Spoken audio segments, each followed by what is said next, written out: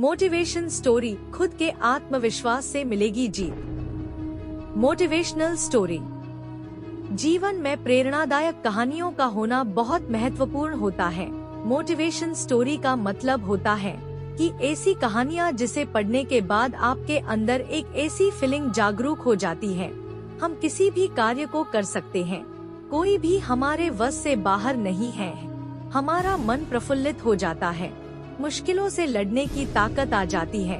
इस ब्लॉग को पढ़ने के बाद आपके अंदर सोया हुआ आत्मविश्वास वापस से जाग जाएगा और आपके अंदर भी लक्ष्य को पाने की जिज्ञासा जाग जाएगी। वातावरण के जरिए इंसान अपने हौसलों को कई गुना ऊंचाई पर ले जा सकते हैं और उसी बुलंद वातावरण में अपने हौसलों को साकार कर दिखाते हैं। कई बार हम किसी कार्य को करने से पहले उसमें होने वाली परिस्थितियों से डगमगा जाते हैं और प्रयास किए बिना ही हार मान लेते हैं और सफलता का किनारा हमसे 2-4 कदम दूर ही रह जाते हैं। बाद में पछतावा होता है कि अंत बार प्रयास कर लेते तो शायद कामयाब हो जाते थे। क्योंकि अक्सर कई व्यक्ति अपने हौसलों को तो बुलंद रखते हैं, लेकिन कुछ कमियों के कारण हार मान लेते हैं और हाथ पर हाथ धरे बैठ जाते हैं। परंतु बहुत सारे व्यक्ति अपने हौसलों को हकीकत में बदलने के लिए वातावरण का सहारा लेकर और अपनी कमियों पर फोकस करते हुए निरंतर सफलता के पीछे भागते रहते हैं। कई बार हार जाने के बाद फिर उठकर दौड़ने लगते हैं और आखिरकार सफलता भी उन्हीं के कदम चूमती है। अपने कूदने की छलांग आसमान तक की बनाओ, क्योंकि पेड़ पर तो अटक ही जाएंगे। बहुत समय पहले की बात है, गांव में एक कुत्ता रहता था। वह दौड़ने का बहुत ही इच्छुक था। कई बार कुत्तों के साथ रेस किया करता था, लेकिन कभी भी उसने रेस नहीं जीती, क्योंकि आसपास का माहौल भी वैसा नहीं था जैसा उसका हौसला था। उसका हौसला काफी बड़ा था। इन छोटी छोटी रेसों में उसका मूड ही नहीं बनता था और अपना आत्मविश्वास खोने लगा था। यह कुत्ता अपनी छलांग आसमान तक लगाना चाहता था, जिससे वह पेड़ पर तो अटक ही जाएगा। उसको पता था कि अपना हौसला बुलंद रखूंगा तो ही सफलता मेरे कदम चूमेगी। वह अब शेर की रेस में भाग लेने की सोचने लगा, क्योंकि शेरों की बस्ती में हौसला अपना रूप विराट कर लेता है। किसी जंगल में शेरों की रेस होने वाली थी। जब यह बात उस कुत्ते को पता चली तो उसने भी उस रेस में भाग लिया। शेरों ने मना कर दिया, शेरों की रेस में कुत्ता दौड़ेगा, ये नहीं हो सकता। कुत्ते के बहुत बार समझाने के बाद शेर मान गए। रेस शुरू हुई। चारों तरफ हाहाकार मचा हुआ था। सभी उनका मनोबल बढ़ा रहे थे। कुत्ता दौड़ में सबसे पीछे था। वह अपनी तुलना हर एक शेर से करता हुआ, अपनी कमियों को सुधारता हुआ निरंतर रेस में दौड़ता जा रहा था। उसका आत्मविश्वास कई ज्यादा बढ़ गया था। धीरे धीरे उसने सभी शेरों को पीछे छोड़ दिया और रेस जीत गया। सभी हैरान होकर कुत्ते से पूछने लगे कि तुमने ये कैसे किया। कुत्ते ने कहा, मैंने अपना हौसला हमेशा बुलंद रखा और हर एक शेर से अपनी तुलना करते हुए अपनी कमियों को दूर करता गया और आखिरकार सफलता मेरे कदमों में है। जीवन में असफलता का सामना करते करते कई बार हम अंदर से बिल्कुल टूट जाते हैं और हार मान लेते हैं। हम ये सोचकर बैठ जाते हैं कि अब कुछ भी नहीं हो सकता है, ये हमारे लिए बना ही नहीं है, इसके पीछे भागने से कोई मतलब नहीं है, सिर्फ हमारा वक्त बर्बाद हो रहा है। लेकिन अगर लगातार मेहनत करते रहने से अनुभव आएगा और परिस्थितियों का कोई भरोसा नहीं है, कब बदल जाते हैं और सफल बना जाती है। कहानी से सीख। इस आर्टिकल से हमें यह सीख मिलती है कि मन में उत्साह रहेगा तो कोई भी कम मुश्किल नहीं है। बड़े बड़े काम भी अच्छी लगन और मनोबल के साथ सफल हो सकते हैं। इसलिए खुद को सदैव सकारात्मक बनाए रखें और नकारात्मकता से सदैव दूर ही रहे। हर व्यक्ति जीवन में सफल होना चाहता है, लेकिन बिना मार्गदर्शन के सुषुप्त रहता है। सक्सेस होने के लिए जीवन में मोटिवेशन का होना बहुत जरूरी होता है। जो व्यक्ति सदैव मोटिवेट रहता है तथा खुद को सशक्त बनाए रखता है, वह जीवन का मूल आधार समझ जाता है और जीवन में सफलता प्राप्त कर लेता है। दोस्तों, मैं उम्मीद करता हूँ कि आपको यह आर्टिकल मोटिवेशन स्टोरी खुद के आत्मविश्वास से मिलेगी जीत कहानी अच्छी लगी होगी। अगर आपको यह मोटिवेशन स्टोरी पसंद आई हो तो कमेंट के माध्यम से हमें जरूर बताएं कि आपको यह कैसी लगी। और डेली इसी तरह की कहानियाँ पढ़ने के लिए और हमसे जुड़ने के लिए हमें सब्सक्राइब करें। धन्यवाद। संगति दो भाइयों की कहानी हिंदी स्टोरी। दोस्तों, आज की यह प्रेरक कहानी इस सिख पर आधारित है कि जीवन में हमेशा अच्छी संगति का ही चुनाव करना चाहिए। संगत का ज्यादा असर जीवन के आने वाले भविष्य पर पड़ता है। ऐसे में हर किसी को अपनी संगति सोच समझकर चुननी चाहिए। संगति का ज्यादा प्रभाव छोटे बच्चे पर दिखाई देता है, क्योंकि वह न समझ होने के कारण हर किसी पर ज्यादा भरोसा कर लेते हैं और उनकी संगत में आ जाते हैं। संगति एक ऐसी चीज है, अच्छे लोगों की संगति या फिर किसी भी अनुभवी व्यक्ति के संपर्क में रहने से अपने अंदर भी वो ही अनुभव और अच्छे विचार प्रकट होने लगते हैं। अच्छे लोगों की संगति से मूर्ख भी विद्वान बन जाता है और इसके बिल्कुल विपरीत यदि विद्वान भी मूर्ख की संगत में आ जाए तो वह भी मूर्ख बन जाता है। इसलिए ऐसे व्यक्ति के आसपास रही जिनका व्यवहार अच्छा हो, ऐसे लोगों की संगति आपके लिए अच्छी साबित होगी। संगत के तो कई सारे उदाहरण हमारे सामने मौजूद है। जैसे कि रामायण की बात करें तो रावण के भाई विभीषण ने भगवान श्री राम की संगत में आया तो लंका का रजा बना और रावण ने बुरी संगत में आकर अपना जीवन समाप्त कर दिया। हमारे आसपास दोनों तरह के माहौल होते हैं, लेकिन हमें अच्छी संगति वाले माहौल का ही चुनाव करना चाहिए। जिस तरह यदि फलों की टोकरी में एक फल सड़ा हुआ हो तो वह उन सारे फलों को सड़ा ही देता है।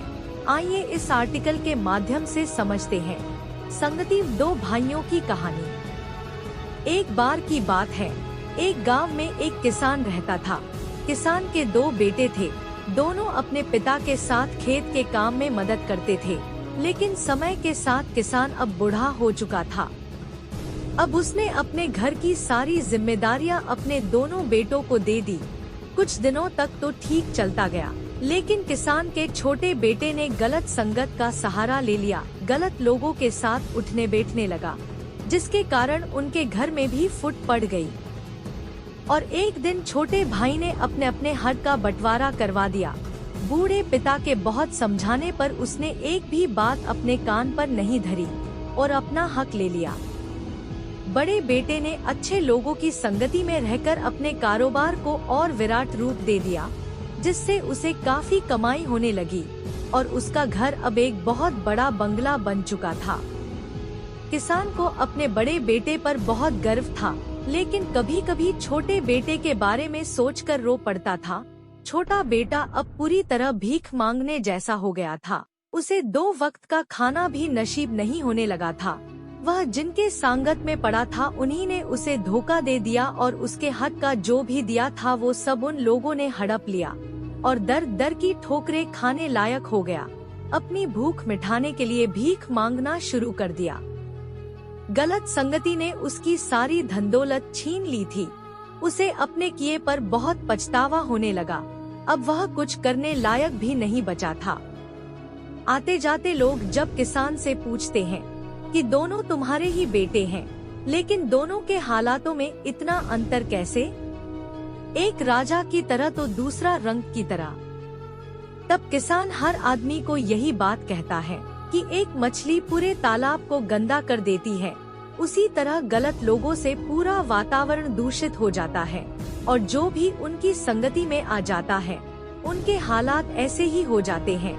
इसलिए संगत का चुनाव सोच समझकर ही करना चाहिए। हम सभी एक समाज में रहते हैं। हमारे आसपास तरह तरह के लोग होते हैं। हम अकेले अपना जीवन व्यतीत कतई नहीं कर पाते हैं। हमें लोगों के साथ रहना पड़ता है और ये तो हम पर निर्भर करता है कि हमें किस तरह के लोगों के साथ रहना है। समाज में 2 तरह के लोग रहते हैं, एक तो अच्छी आदत और संगत वाले और दूसरे की बात करें तो जो बुरी संगत और लोगों को बहकावे में लाते हैं, जो जीवन खराब कर देते हैं। संगत कैसी भी हो असर हमारे ही ऊपर पड़ता है। अच्छी सोच वाले व्यक्ति हमेशा आपका हित चाहेंगे और आपको आगे बढ़ने के लिए प्रेरित करेंगे। और बुरी संगत वाले लोग आपको हमेशा नुकसान ही पहुंचाएंगे। दोस्तों, मैं उम्मीद करता हूं कि आप सभी को यह आर्टिकल संगति दो भाइयों की कहानी अच्छी लगी होगी। अगर आपको पसंद आई हो तो हमें कमेंट के माध्यम से जरूर बताएं और इस कहानी को अपने दोस्तों के साथ भी शेयर करें। इसी तरह की प्रेरणादायक कहानियाँ डेली पढ़ने और हमसे जुड़ने के लिए हमें सब्सक्राइब जरूर करें। धन्यवाद। टेढ़ा पेड़ हिंदी कहानी, हिंदी स्टोरी। दोस्तों, आज हम इस आर्टिकल में बात करने वाले हैं टेढ़े पेड़ की। यह कहानी दो आदमी के घरों के दीवार के बीचों बीच उपस्थित एक ऐसे पेड़ की है जो अपने टेढ़ेपन पर बहुत ज्यादा उदास रहता था। वह सोचता था कि शायद भगवान ने मुझे इसी परिस्थिति में जीने के लिए भेजा है। यहाँ उसके खुद के जीवन की समस्या चल रही है और दूसरी और ये दोनों आदमी आपस में झगड़ते रहते हैं। आइए कहानी के माध्यम से समझते हैं। बहुत पुरानी बात है। किसी गांव में दो आदमी के घर पास पास ही थे। दोनों के घर के बीच केवल एक ही दीवार थी। दोनों के घर के सामने काफी जगह खाली थी। दोनों ने अपनी अपनी जगह पर कब्जा कर रखा था। दोनों बहुत अच्छे से रह रहे थे। दोनों में काफी प्रेम भाव था, जैसे कि दोनों सगे भाई हो। एक दिन एक आदमी ने अपनी जगह में एक आम का पौधा लगा दिया। उसने वह आम का पौधा दोनों के बीच में अपनी जगह पर लगा दिया। उसने उस आम के पौधे की बहुत देखभाल की। उसे जिस वक्त जिस चीज की जरूरत होती वह तुरंत उसे दे देता था। जब भी पानी चाहिए तो वह पानी देता और खाद भी डालता। अधिक गर्मी लगने पर उसके लिए छाया की व्यवस्था करता, क्योंकि भविष्य में उसे बहुत अच्छे और मीठे आम मिल सके। आम के पौधे की देखभाल बहुत अच्छी होने के कारण वह कुछ ही दिनों में बहुत बड़ा हो गया। लेकिन आम का पेड़ धीरे धीरे टेढ़ा होने लगा और दूसरे आदमी की जगह में फैलने लगा। उस आम के पेड़ की जड़ें और तना तो उस आदमी की ही जगह में थी, लेकिन उसकी डालियां और उसकी छाया दूसरे आदमी की जगह में रहने लगी। उसके आम लगते तो वह दूसरा आदमी खा लेता था, क्योंकि आम तो उसी की जगह में गिरते थे। उसकी ठंडी छाया में बैठा रहता था। बिना कुछ मेहनत करे ही वह उस आम के पेड़ का मजा ले रहा था और मेहनत करने वाला कुछ भी नहीं कर पा रहा था। अब दोनों एक दूसरे से घृणा करने लगे थे।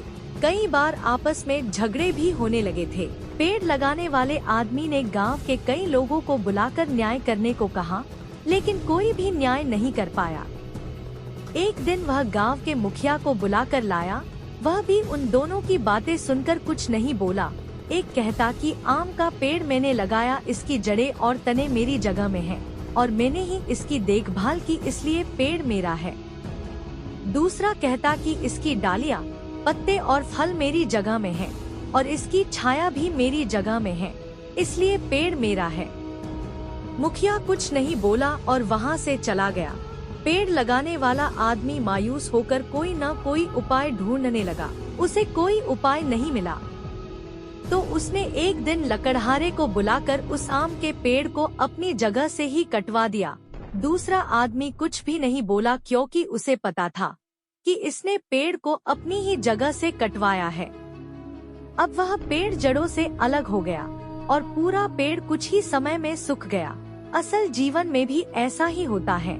जिसे हम दिल में जगह देते हैं वह हमारा नहीं दूसरों का भला करता है। जिस थाली में खाता है उसी थाली में छेद करता है। कहानी से सीख। इस कहानी से हमें यह सीख मिलती है कि हमें सिर्फ अपने स्वार्थ का ही नहीं सोचना चाहिए, कभी कभी पराये का भी भला बुरा सोचना चाहिए। जो भी मिलता है मिलजुल कर खाना चाहिए। दूसरों के कमाए हुए धन पर अपना अधिकार नहीं जमाना चाहिए। ये भी तो सोचे कि उसने कितनी मेहनत से कमाया होगा। खून पसीना एक हो गया होगा उसका, तब जाकर उसके होठों पर मुस्कुराहट दिखाई दे रही होगी। और इस कहानी में पेड़ का जो टॉपिक है उससे यह समझा जा सकता है कि लगाए नहीं जा सकते तो उन्हें काटना भी नहीं चाहिए। अगर कोई इंसान एक पेड़ काटता है तो उसकी जगह 2 पेड़ लगाने की हिम्मत रखनी चाहिए। पेड़ को भी इस प्रकृति में जीने का उतना ही हद है जितना एक सामान्य इंसान को। होता है। दोस्तों, मैं उम्मीद करता हूँ कि आपको यह आर्टिकल अच्छा लगा होगा। अगर आपको यह कहानी पसंद आई हो तो कमेंट के माध्यम से बताएं कि आपको यह स्टोरी कैसी लगी। और ऐसी ही कहानियाँ डेली पढ़ने और हमसे जुड़ने के लिए आप हमें सब्सक्राइब करना ना भूलें। धन्यवाद। भविष्य की सीख, साधु महात्मा की कहानी, हिंदी मोरल कहानी। दोस्तों, आज हम इस आर्टिकल में आपके लिए एक ऐसी कहानी लेकर आए हैं, भविष्य की सीख, जिस पढ़कर आपको भविष्य की सीख तो मिलेगी ही है, उसके साथ ही इतनी खुशी भी मिलेगी कि आपके खुशी का कोई ठिकाना नहीं रहेगा। वैसे भविष्य देखना अच्छी बात है, लेकिन लोगों के भविष्य देखने में इतने अंधे भी न हो जाए कि खुद की राह के गड्ढे भी दिखाई न दे। देखा जाए तो अपना भविष्य हम खुद ही निर्धारित करते हैं। जैसा हम आज करते हैं वैसा ही कल मिलता है। तो अपने कर्मों को अच्छा कर खुद के भविष्य को सुधार सकते हैं। भविष्य की चिंता छोड़कर अपने आज पर फोकस करो। ऐसी ही भविष्य के ज्ञाता महे पंडित की कहानी जो कि आपके सामने लेकर आए हैं। एक बार की बात है, किसी गांव में एक विद्वान पंडित रहता था। वह लोगों का भविष्य देखने में माहिर था। लोगों के कुंडली में ग्रहों की चाल देखकर भविष्य बताया करता था और उसका विश्वास भी कायम था। लोग भी उसकी भविष्यवाणी पर बहुत विश्वास करते थे। जो भी विद्वान पंडित बताता था वह हर एक बात सच होती दिखाई देती थी और गांव के लोग भी उसके बताए रास्ते पर ही चलना पसंद करते थे। जो भी उनका बताया रास्ता चुनता था उसे किसी बात की कठिनाइयां नहीं आती थी। गांव में एक नीम का पेड़ था, जिसके नीचे ठंडी छाया में बैठकर लोगों का भविष्य देखता था। जो भी अपना भविष्य जानने आता था वह अपना भविष्य जानकर खुश होकर ही जाता था। किसी के भी भविष्य में कोई परेशानियां दिखाई पड़ती हैं, तो उसका तोड़ भी सटीक बता देता था और उसका निवारण भी कर देता था। विद्वान पंडित मौसम के बारे में भी सही व महत्वपूर्ण जानकारी देता था, जिससे गांव वालों को काफी फायदा होता था। उसकी ज्योतिष विद्या का बड़ा महत्व था। वो जब भी बारिश का अलर्ट बता देते थे तो सभी गांव वाले सतर्क हो जाते थे और अपना कार्य कर लेते थे। फसलों का भी भाव बता देता था किस वक्त अच्छा फायदा होगा। गांव वाले उसी की बातों पर चलते थे। एक दिन गांव के एक आदमी ने उनकी ज्योतिषी विद्या की जांच करने के लिए कि क्या पंडित सच में भविष्यवाणी सही करता है या लोगों को बेवकूफ बनाता रहता है। उस आदमी ने रात के अंधेरे में उस विद्वान पंडित को अपने घर लेने के लिए गया। उस आदमी को पता था कि रास्ते में एक गहरा गड्ढा है। वह उस पंडित की भविष्यवाणी को साबित करना चाहता था कि यह पंडित अपने सामने गड्ढा देख पाता है या नहीं। लेकिन विद्वान पंडित को इस बात का बिल्कुल भी शक नहीं था और उस आदमी के साथ उसके घर चल पड़ा। उस आदमी को तो पता था, इसलिए वह उस गड्ढे से सावधान होकर चल रहा था।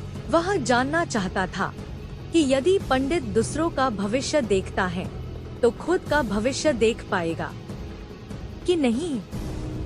बेचारा विद्वान पंडित निसंकोच होकर रास्ते पर चल रहा था कि अचानक रात के अंधेरे में गड्ढा दिखाई नहीं दिया और पंडित उस गड्ढे में जा गिरा।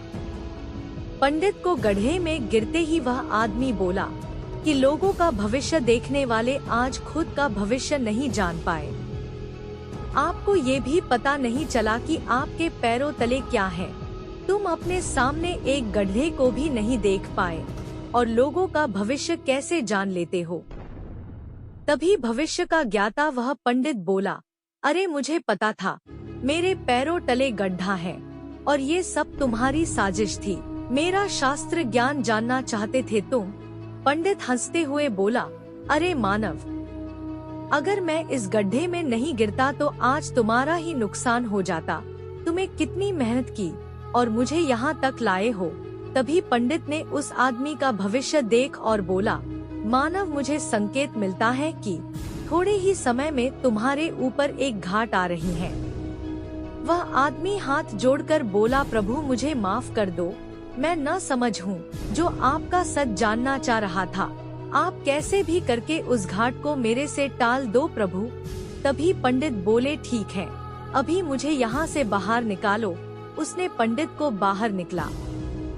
बाहर आकर पंडित ने उस आदमी के भविष्य के संकट को टाला और वह आदमी उन विद्वान पंडित को अपने घर ले जाकर अच्छी सेवा चाकरी की, खाने के लिए अच्छे अच्छे पकवान खिलाए, उससे जैसी भी हुए वैसी गुरुदाक्षिणा दी। हमारा आज ही कल, अर्थात जैसा आज करोगे वैसा ही कल मिलेगा। आज का दिन सुधारो, भविष्य तो आज से ही बनेगा। भविष्य की चिंता छोड़ो और अपने कर्म पर ध्यान केंद्रित करो। दोस्तों, मैं उम्मीद करता हूँ कि आपको हमारे द्वारा लिखा गया यह आर्टिकल भविष्य की सीख पसंद आया होगा और आपको यह कैसा लगा हमें कमेंट के माध्यम से जरूर बताएं और अपने दोस्तों के साथ भी शेयर कर ऐसी ही कहानियाँ डेली पढ़ने और हमसे जुड़ने के लिए हमें सब्सक्राइब करना ना भूले। धन्यवाद। अगर आपको इन कहानी में थोड़ा सा भी मजा आया है तो प्लीज चैनल को सब्सक्राइब कर दो। यदि यह वीडियो लड़की की होती तो सभी चैनल को सब्सक्राइब करते। आप सभी से हाथ जोड़कर विनती है कि आप प्लीज चैनल को सब्सक्राइब कर दे।